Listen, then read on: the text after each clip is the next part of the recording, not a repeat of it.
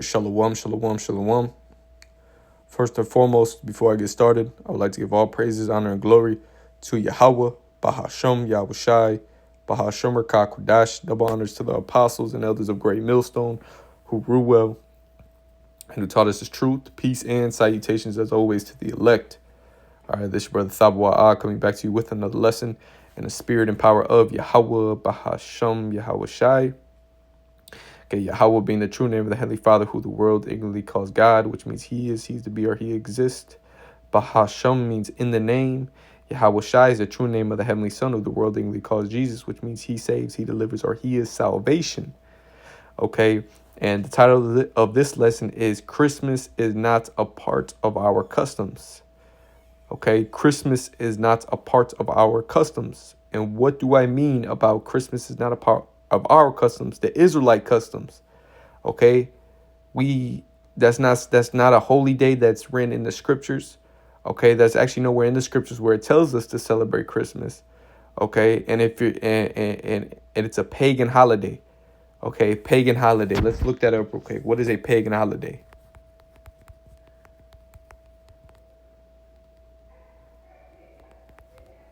Okay, it says pagan holidays are known as Sabbats, are a series of festivals that celebrate the seasons, lunar phases, and archaeological rhythms of the earth. You see, so we have no parts in this. Okay, we have no parts. We have no parts in this. Okay, the Israelites have holy days, and the holy day we would be, partaking in around this time every year the is Hanukkah. Okay, is Hanukkah. Okay, that's what we partake. And Esau. Okay, being known as the wicked or the so-called white man. Okay, we as the Israelites have been put into captivity under this devil. Okay, this is Jeremiah chapter 17 and verse 4. It says, "And thou even thyself shall discontinue from thine heritage." Okay, this is a prophecy that is come to pass. How we would discontinue from our heritage. How do we do that? Okay, what is part of us discontinue from our heritage? Okay, you could say in the time we're in now, America, we had no clue on who we were.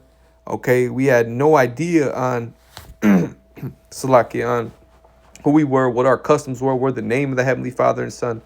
Okay, we had no idea. We were completely gone as a nation. Okay, that I will gave, and it says that I will gave thee, and I will cause thee to serve thine enemies in the land which thou knowest not, for ye have kindled a fire in mine anger, which shall burn forever. You see, and a part of us being discontinued from our heritage, and us giving into the hands of our enemies. Okay, what this damn devil had done was cut us off from being a nation. Okay, he wiped us completely out of the earth, right? The name and whatnot. And not just him, but, the other nations also had a hand in it. When you read Psalms 83, they had a hand in, taking us down and completely destroying us as a people. Okay. And we deserved it because of our disobedience to the Lord. Okay. But this is something that they did, and they put labels and names on us, right? And we ended up worshiping basically and following after their gods and the customs of America, or of the customs that was instituted in America, that was brought forth, such as today, Christmas Day. Before the Lord has, obviously the Lord has woken us up, right? And risen us up from a dead estate. But before we came into this truth, we were following these customs of the other nations, particularly Christmas. Okay, we were worshiping, and we were doing Christmas. You see, blase, and whatnot. Okay, I'm gonna grab another scripture, 2 Ezra 6:57. "And now, O Yahweh, behold, these heathen, which have ever been reputed as nothing, have begun to be lords over us and to devour us." And that's exactly what they did. They become lords over us, and they devoured us. Okay, they devoured us. Okay. And so what we're going to be going into is just showing you where Christmas originated from, because you have Christians who will say, well, Christmas, we celebrate Christmas the day of Jesus' birth or whatnot, the day Jesus is born. Well, the scriptures don't tell you that. The scriptures don't say Jesus was born around winter. It actually says it was around the springtime. Okay, it didn't give an exact day. Okay, but it was around the springtime. We know that. Okay, we know that.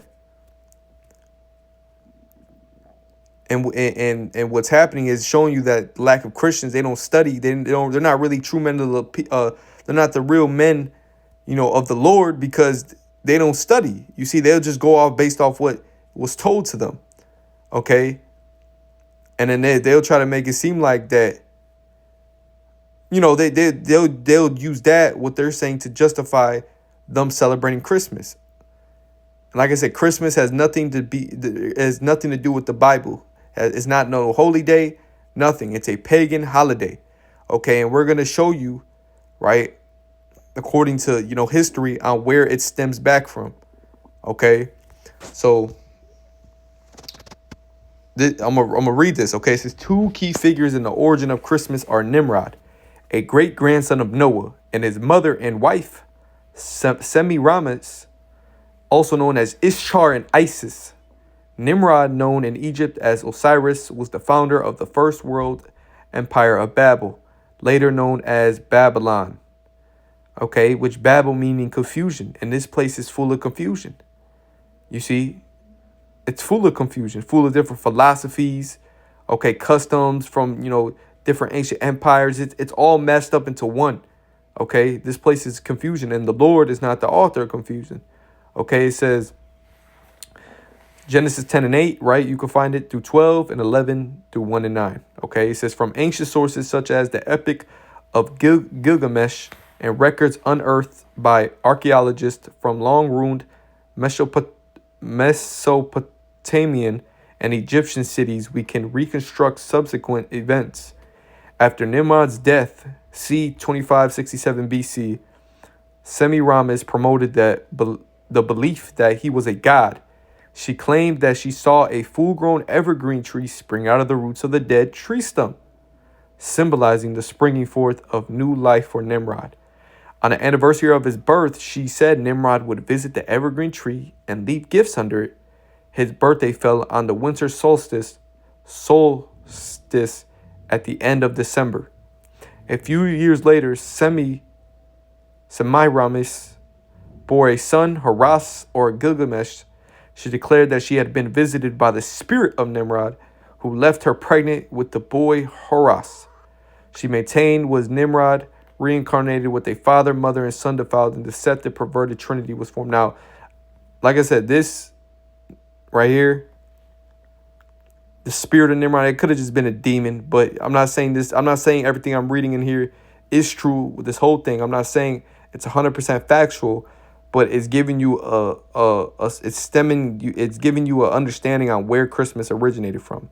Okay, so it says Semiramis and Horus was worshipped as Madonna and child. As the generations passed, they were worshipped under the names in different countries and languages. Many of these are recognizable: Fortuna and Jupiter in Rome, Aphrodite and Adonis in Greece, and Ashtoreth, Astarte, and Molech / Baal in Canaan.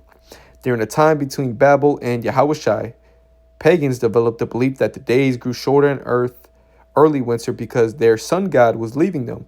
When they saw the length of the day increasing, they celebrated it by riotous, unrestrained feasting and orgies. So this is what you Christians and you Jakes who are in the world celebrating, who don't want to listen to the truth. Let's reread that. They celebrated by riotous, restrained feasting and orgies.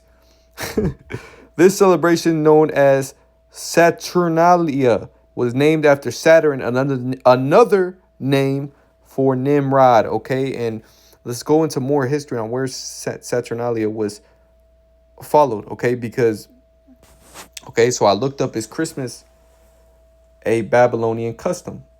It suggests Christmas has pagan origins that could be traced back to Babylon. This is December 25th. The date of Christmas was originally chosen to honor the birth of the Tammuz, the Babylonian sun god, and was influenced by the Roman holiday of Saturnalia, which that name it goes back to Nimrod. Okay, Saturnalia was a pagan celebration of the sun's victory over darkness at the winter solstice. Okay, it says the winter solstice was a key time for pagan worship as it marked the sun's lowest point of the year when it was thought to be near death and needed to be reborn. It says pagans celebrated the winter solstice by burning the Yule log. Okay, and you keep reading, but let's read this right here. It says the Church of Rome adopted the pagan festival of Saturnalia in the fourth country to commemorate the birth of Yahushua. The name Christmas is a combination of the name of Christ and the word Mas, which we're going to be getting into a little later in this lesson or video. It says in Babylon, temples called ziggurats were erected for idol worship. Through these means, many pagan customs were nurtured and promoted far and wide.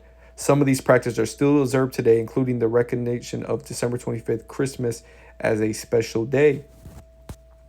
Okay, so then I looked up, I went over here. So you're seeing it stem back. It goes from, it went into the Babylonian. This is something they participated in, and they did in the Babylonian Empire. Okay, and when you get Jeremiah 10 and 1, it says, "Hear ye the word which Yahweh speaketh unto you, O house of Israel." It says, "Thus saith Yahweh, learn not the way of the heathen, and be not dismayed at the signs of heaven, for the heathen are dismayed at them." Good point right here. It says, learn not the way of the heathen. Okay, because the way of the heathen is death. Okay, it's not life. Okay, and this is something Jake constantly went off and did worship the idols. Okay, eventually when they got put into the hands of the enemies, Jake started falling after the customs, whatnot, still burning incense to Baal. Right. So this is verse 3. It says, "For the customs of the people are vain. For one cutteth a tree out of the forest, the work of his hands of the workman with the axe." So it says, cutteth a tree out of the forest. What else does it say? "They deck it with silver and gold. They fasten it with the nails and with hammers that it move not." And what do you think this sounds like? It sounds like a Christmas tree. This is something they did. Okay. They have a tall, obviously it's tall. They have a tall Christmas tree. Stem back to the Tower of Babel, where they try to, build a tower, basically build to heaven. Okay. And the Lord confounded their language. Okay. Now let's go back to that. Okay. Let's go back to it, because these things add up.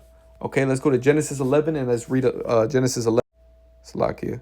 It says, "And the whole earth was of one language and one speech," and that's the Paleo Hebrew.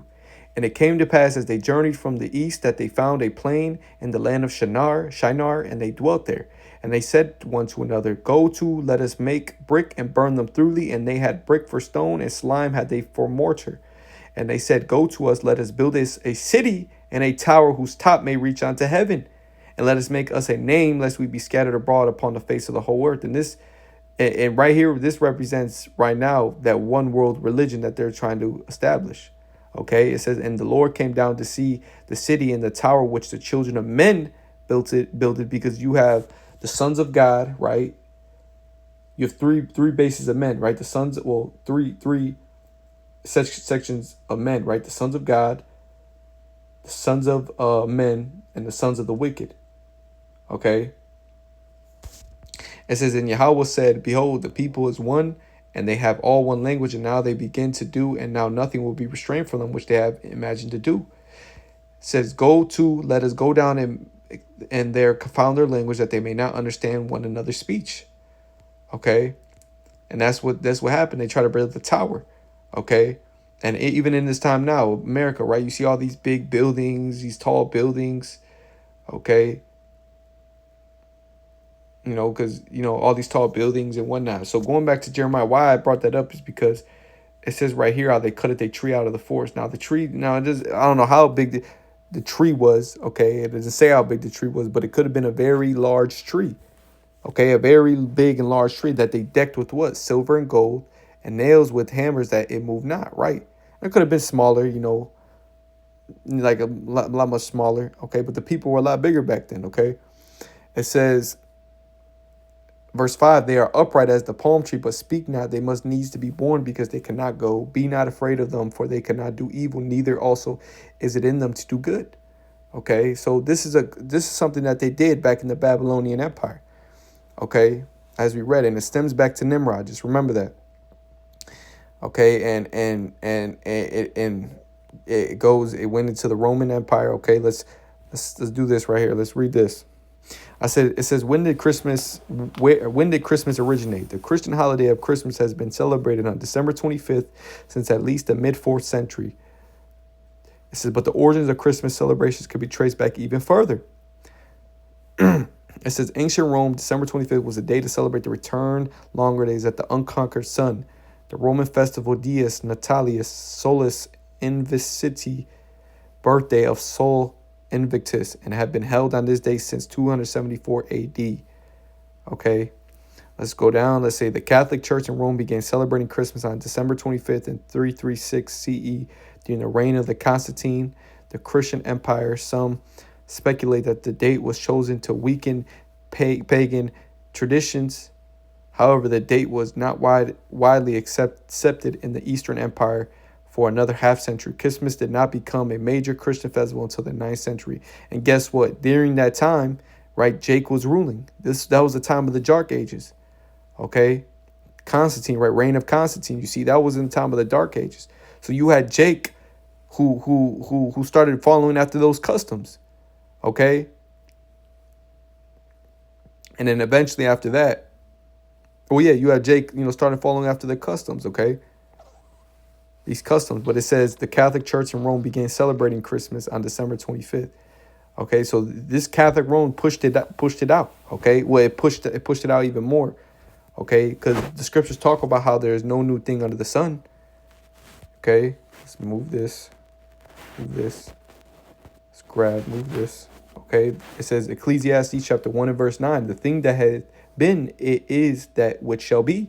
And that which is done is that which shall be done. And there is no new thing under the sun. Okay? There's no new thing under the sun. It happened before.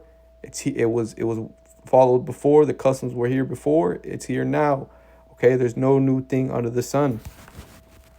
Okay, so now we're going to go to this, right? And you know what? We're not even going to read this. We're going to do this. So I looked up, what does it mean? What does the mas mean in Christmas, okay? And just read what it says. Let's read what it says. It says, the mas in Christmas comes from the Old English word, I don't know how to pronounce that, which means mas.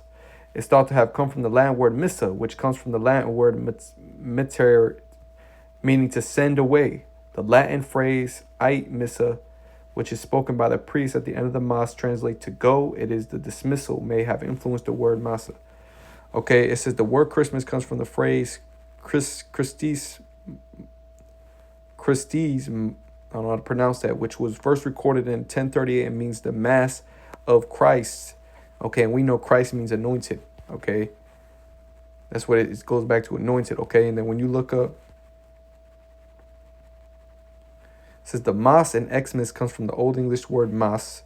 Okay, as in a church service, especially one in the Roman Catholic Church, including the celebration of the Eucharist. Okay, now this is just some information I'm bringing out, but what this stems back to, when you actually go more into it, let's see if did I move it? When you go into, let's see if I do this. Yeah, when you go more into this, with the Mass of Christ, is they're basically celebrating the death of Yahushai. Okay, it'll say they're celebrating the life, okay, the death, and the resurrection, right? Or when they'll say he's celebrating when he was born, the death, and then the resurrection. But a part of it is them celebrating the death of Yahushai. Okay, it'll say Jesus, but we know the name's Yahushai. Okay, and I wouldn't doubt that that's what they're doing. That's what the Roman Catholic Church pushed out, because the scriptures talk about, when you get Revelation, the 11th chapter, and the 8th verse, and their dead bodies shall lie in the great city, which is spiritually called Sodom and Egypt, where our Lord was crucified. And this is where he was X'd out. His name was taken out. Okay, and one night, this is the place he was X'd out in completely.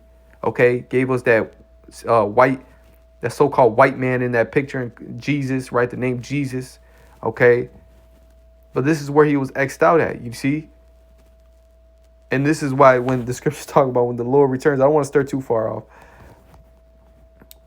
Well, no, I'm not even going to get that, But you get the point. He was X'd out, okay? So I wouldn't doubt they're celebrating the death of Yahushua when they crucified him, when they pierced him. You see? I wouldn't doubt that. You see? And now I don't know, I'm for sure, but all I know is the Mass of Christ. When you look up, do Christians, okay, the Mass of Christ, let's look that up. Celebrating, let's look at Jesus' death, okay? Let's see what pops up. It says, see right here, it says, yes, the Mass is a celebration that commemorates the death and resurrection of Yahushua. The Mass is a memorial of Yahushua's death and the resurrection as instructed by Yahushua at the Last Supper. So that's what it means. Christ means anointed, and Mass actually could go back to the Last Supper. It actually could mean a few things. You see, so the Christ meaning anointed, Mass meaning the Last Supper. See, this is, there's a bunch of things that it can mean, but when you go down, let's keep reading this. The Mass is a memorial of Yahushua's death and resurrection as instructed by Yahushua at the Last Supper. It says the Mass is a re-representation of the Paschal mystery. The events of Yahushua's life led to his victory over death. The Mass is renewal of the sacrifice of Calvary, which Yahushua offered himself as a sacrifice for the forgiveness of sins. It says the Mass symbolizes the separation of Yahushua's body and blood through the consecration of bread and wine. The Mass makes Christ present, allowing people to touch the offering of Yahushua's sacrifice as it were happening in this present. Okay, let's read one more thing and we'll just close it out. It says the Mass is a memorial celebration. Yahushua instructed his apostles to do this in memory of me. Man, this is going completely off, man. This is why I'm saying this is confusion. Yahushua never said to celebrate the death of him, nor the resurrection. Basically, he never said that.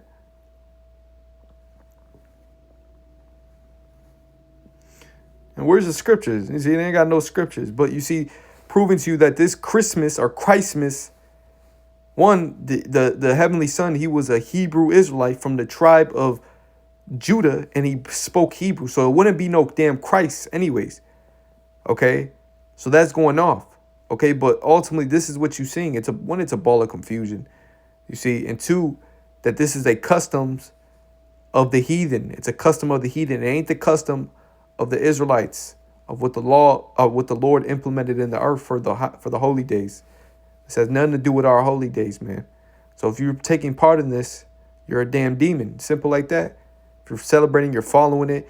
And moreover, actually, when you go into the songs they make for these holidays, holidays, okay, when you read that Jingle Bells actually goes back to of the Israelites being in slavery. Okay, they would tie the bell, right, 3 bells around their neck.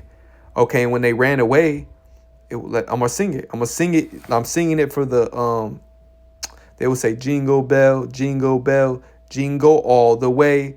Okay, because when they try to run away, that's what that's for. You see. And there's actually people who broke it down more better than me. I'm just giving you a light thing because but this is what these damn heathens, demons, damn devils have you celebrating, man. They have you celebrating the time you were in slavery and you had bells around your neck, okay, and you were being tortured and all that. That's what they have you celebrating, man.